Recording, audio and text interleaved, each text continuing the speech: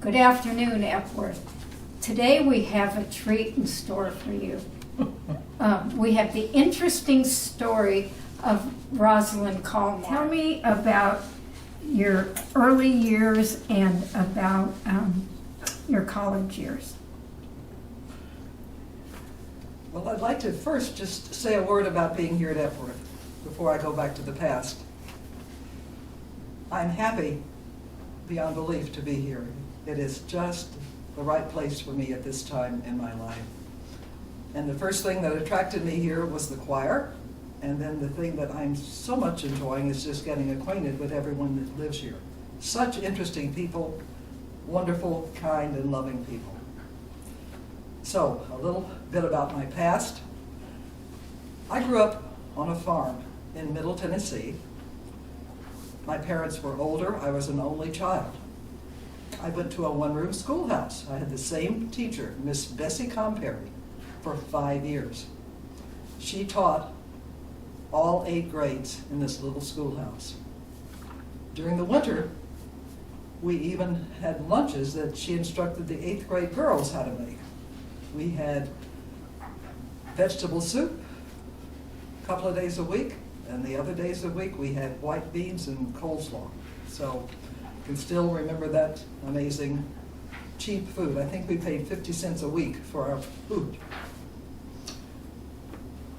One of the exciting things about being there was when the bookmobile would come, because we could go out and choose books to read. And because I learned to read early on, it was very important that I have something to read, because I had to entertain myself for quite a long time.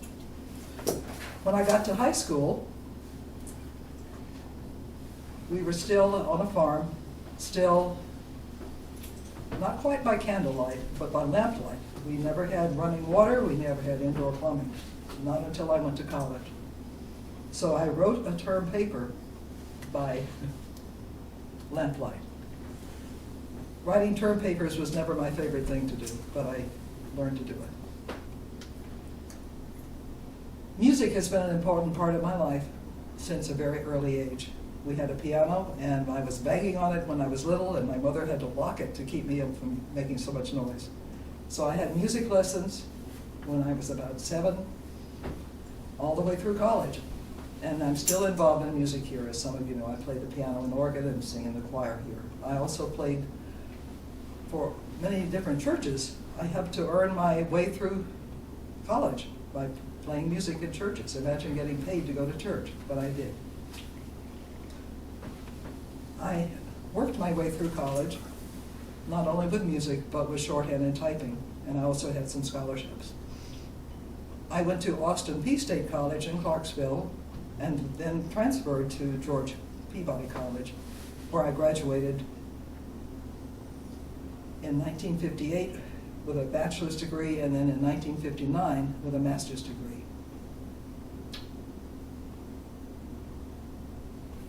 During that time, I applied for the community ambassadorship from Clarksville. They sent a young person, or they did at that time, with the experiment in international living every summer. I was fortunate enough to go in 1957 to Italy, and was in a town called Mantua, or Mantova in Italian.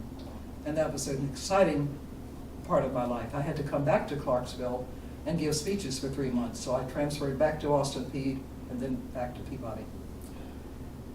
After I graduated, I got a job teaching in California at Bakersfield High School, 5,000 students. That was a huge school, and I was not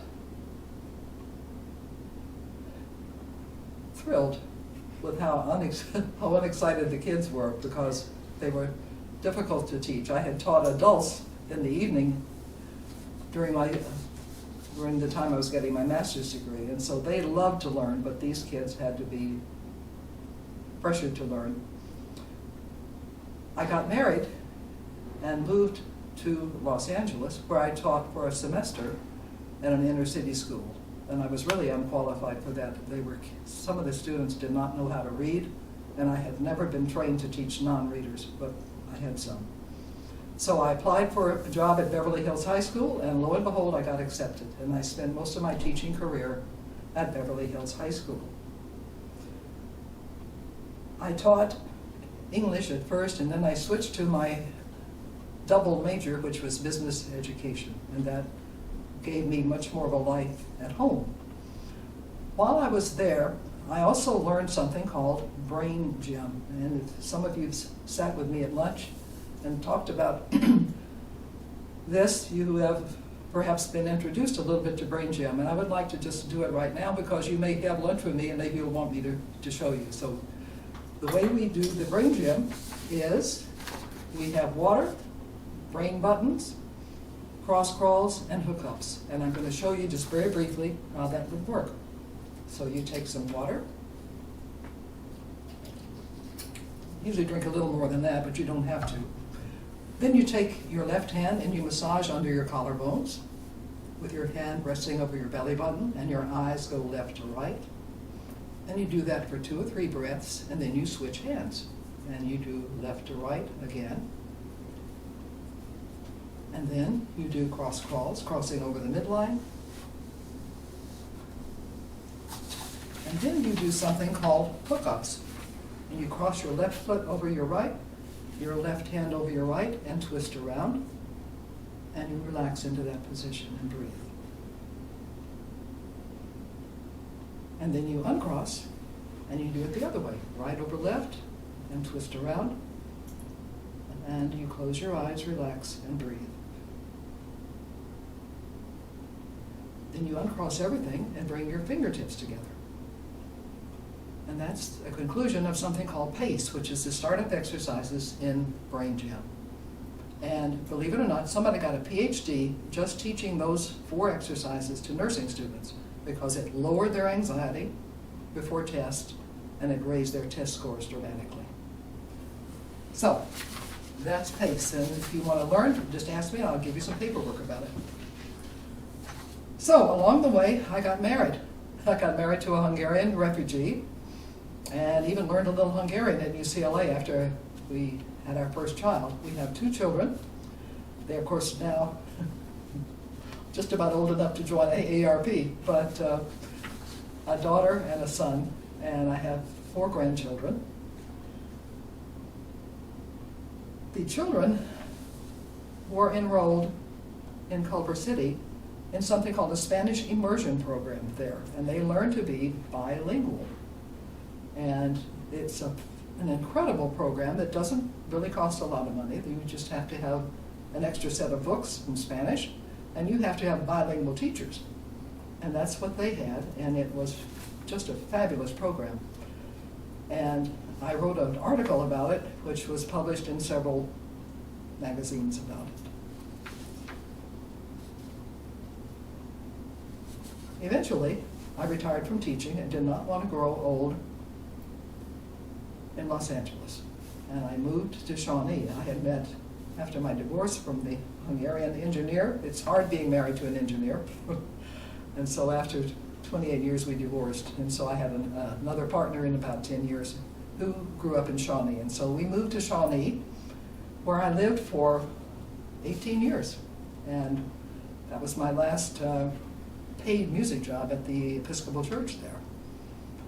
And so eventually my priest came to me as I was living alone in my large house. He said, "Rosalyn, I think it's time."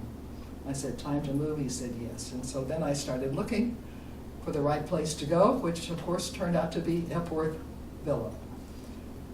So I'm enjoying all of the many things Epworth Villa has to offer here and participating in many different things. One of my special interests, by the way, is in health and nutrition. So I'm interested in seeing if we can get more vegan options for eating. And if anybody will talk to me about that, I'll be interested to share what I know. And I look forward to getting acquainted with all of the people I haven't met yet. I have met so many wonderful people, and it is one of the joys of being here at Epworth. Rosalyn, tell me about some of your former students. Okay. During the time right before COVID, I got a Facebook request from a former student that I had taught in 9th grade summer school typing. At this point, he was a retired attorney. He had been a prosecuting attorney in Washington, D.C. We corresponded by Facebook and email for several years. And just last week, he and his wife were my guests here at lunch. We had not seen each other for over 50 years, and it was such a joy. He said typing had just been a life-saving thing for him because it kept him in the Army and doing office work instead of militarying. And he said he was a better typist than his secretaries in law offices, and so he was pleased with that. So we became, and still are, good friends. Well, thank you. Your life is so interesting, and I know that everyone that listens to this will enjoy it. Well, I'm enjoying listening to other people's stories, so be prepared to tell me your story when we sit at lunch.